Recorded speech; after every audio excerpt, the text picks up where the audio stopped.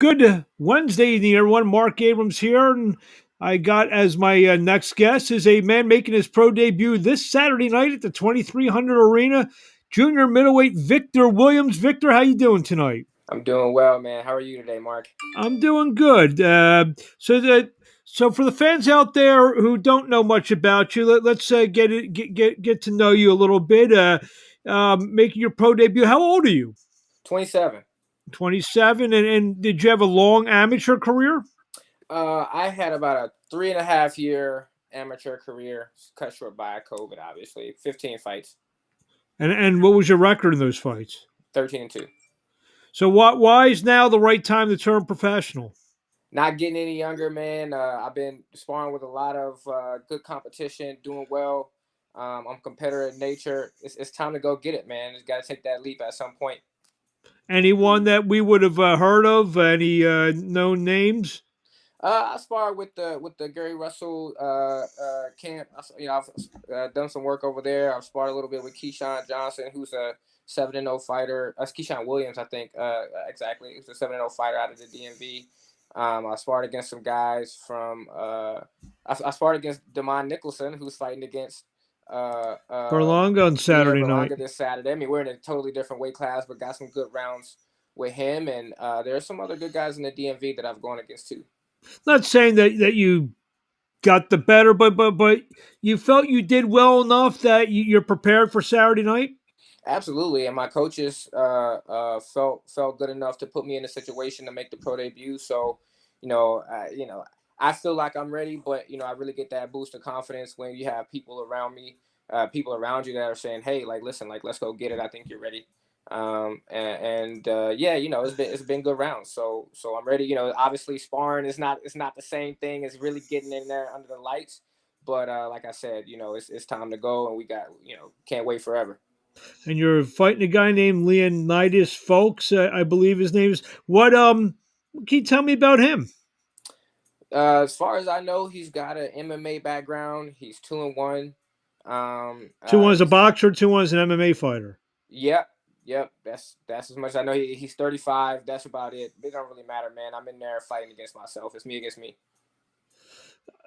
How long? Like when did you start boxing, and when did you start maybe dreaming of this moment? Man, so I started boxing as soon as I finished playing college football and running college track. Where'd you And play, if you don't mind me asking? I played at Dartmouth. Okay. Oh, so what? Hold on. What's an Ivy League guy who probably can do so many different things in life? Turning pro at age 27, turning pro as a professional boxer. Now this is interesting. Yeah, I knew you were gonna say something. This is what I'm supposed to be, man. Had a good career, had a good athletic career at Dartmouth, and did the corporate thing. I did that for 3 years. But as soon as I moved down to DC, I got into boxing. My first sport was karate. I got my black belt when I was 12. Mhm. So I started playing football, dropped karate. I always knew that at some point I would be coming back to some form of martial arts, just because um, you know I, I did well, and it was fun, and it was a way to release. It was good for discipline, and it made me the athlete that I am today. So when I came down and I found the boxing gym, I just kind of got lucky, man. I just took a general boxing conditioning class. The instructor said, "Hey, man, like, you ever boxed before?" I was like, "Nope, not a day in my life." He put me in contact with the technical boxing coach, and I trained with him for a week. And he was like, "Hey, you want to compete?" I was like, "Sure." And the rest is history. So I've been doing it ever since.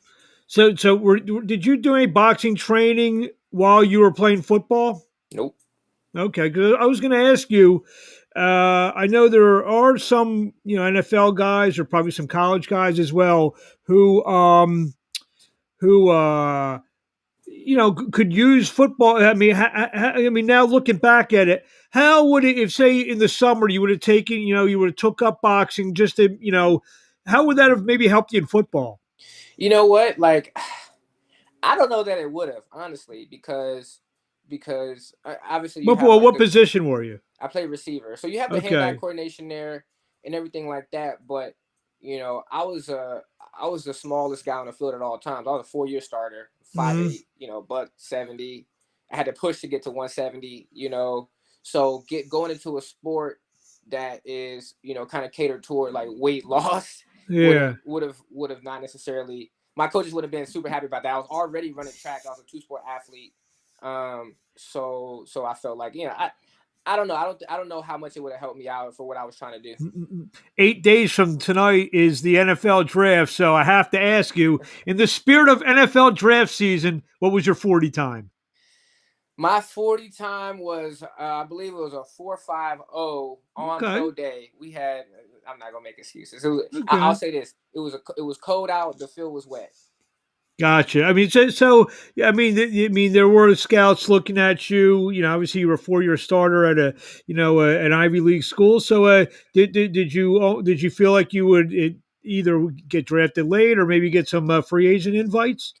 Yeah, I had an agent. I wouldn't have gotten drafted. It just wasn't Uh, enough publicity for me. And I was undersized. And so I would have said that I just didn't have enough exposure to be considered for being drafted. I had a decent pro day. There are a lot of things that happen outside of your control that didn't necessarily make it the best situation. But listen, you got to go perform when the situations aren't perfect. And I did pretty well. I had a couple CFL tryouts that went well, but a lot of situations that there are a lot of things that happen where God was just telling me like, hey, this ain't for you, this ain't it. So I moved on. Gotcha. And then I guess you said you used your degree for a few years and did that, and Saturday night we're going to see you in a boxing ring in South Philadelphia. That's correct. Let's get it. That- I'm ready. Are you going to make it? Are you going to make it a point to see Franklin Field, maybe the home of the Quakers? You know what? We'll see. We'll see. It's a business trip. So I'm Yeah. focused on first and foremost going into the ring, taking care of business, doing what I got to do, and then from there, I got people in Philly that live there. They go to Wharton. They gonna plan it out. I'm just there for the ride. But the first thing I'm worried about is getting a dub and a Philly There, cheesesteak. you're the second guy. We had Brandon Chambers on last night. We were talking Philly cheesesteaks last night as well. You have one in mind? One do you know about? You know what? There was this place that somebody had told me about. I'm gonna have to text him to get the name. I can't exactly remember, but they said they live in Philly. They're from Philly. They said it was one of the best places, an old school type joint. So that's probably where I'm gonna go. So it's probably not one that. So I live in Philly. I live in between all what we call the big four. There's Pat's and Geno's. They're across the street from each other. There's Jim's, which is right behind my house, and then there's. I think we lost you. You there? There you Yeah, go. I'm here. We froze for a second, Uh, and then so there's Pat's and Geno's, which are across the street from each other. There's Jim's, which is literally out my back window, and there's Tony Luke's, which is right next to the arena where you'll be fighting at Saturday night. So those are the big four. But your friend is definitely a real Philadelphian. If it's not one of those big four, those are the tourist spots I just named. no, So. it wasn't one of those names. It wasn't one of those. Well, you'll have to tell me. I'll see you at the weighing. Well, actually, you know what? I'll talk to you after the weighing. So I don't want to talk about food with you right before you weigh in. Yeah, that's torture right there. Don't do So, that so, to me. so describe your style a little bit. Man, I feel like I can do a little bit of everything. I'm strong, I'm fast. I can adapt. I can brawl if we need to. I got that heart. This is me. You'll see. I can say everything. I can say anything that I want to say about myself, but you'll see on Saturday. But from my perspective, I feel like I can box if I need to box. I can brawl if I need to brawl. I can be cerebral and I can do a little bit of everything. And that's what it takes in this sport. You got to be able to adapt based on what's going on, what your opponent's doing, and go from there. So personally, I feel like I'm prepared to, and I have the skill set, which is still developing, right? Just the pro debut. I still got a lot of growth there, but I feel like I can do a little bit of everything and what I need to do to get the victory. Were you a boxing fan growing up? I watched a little bit of boxing, but listen, I'm from Oklahoma, so we didn't. Boxing wasn't the thing there. It's football. You know what I mean? Yeah. That's what it is. So you went to high school in Oklahoma? Yes, sir. So Coach Stoops, come on, would have been you and what's his name, my guy, the guy from the Cowboys that they just picked last year. See, Man, you and CD Lamb, I could see it right now. yo, one, you know, I'll say this: I had OSU coaches, OU coaches, coaches from Arkansas.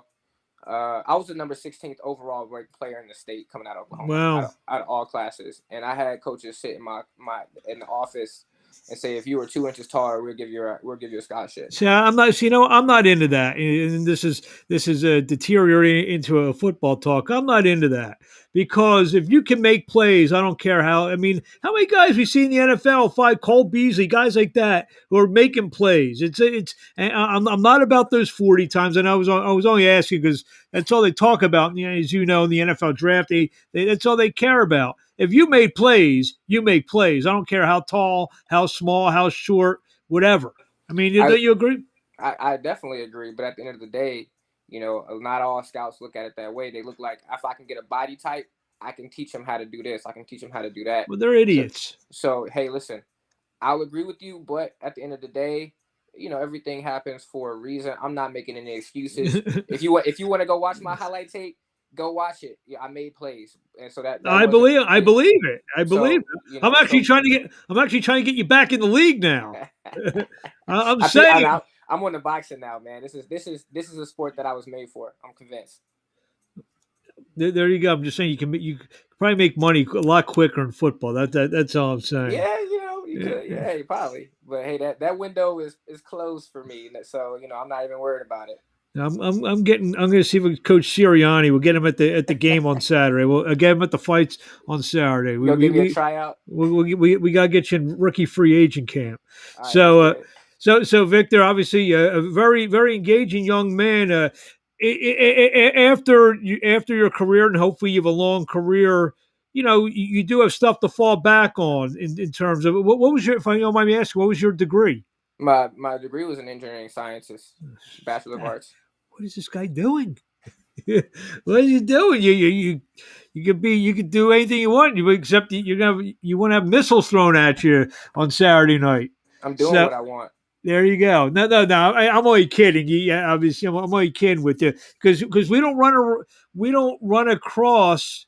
I mean, I've been doing this 19 years. I don't know how many Ivy League fighters I've come across. You could be the first one.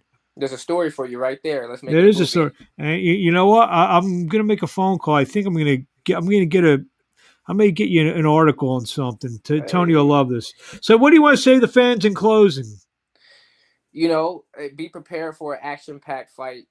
Just because I went to an Ivy League school or something like that, or I had the opportunity to do other things, don't mean I'm not ready for this opportunity right here. It's all about business. It's the hurt business, and that's it, man. I'm just ready to fight, and I'm ready to give the people a good show. And where do we find you on social media? You can find me on Instagram at The Boxing Guy. Nice and easy. I'm not really on Twitter like that. I keep it on Instagram. You can find me at The Boxing Guy. Spell it out, 2 G's. That's it. Very impressive young man. Victor, I thank you for a few minutes of your time, and you're a good sport. I look forward to meeting you. I may have to bring my thesaurus and stuff when I meet you.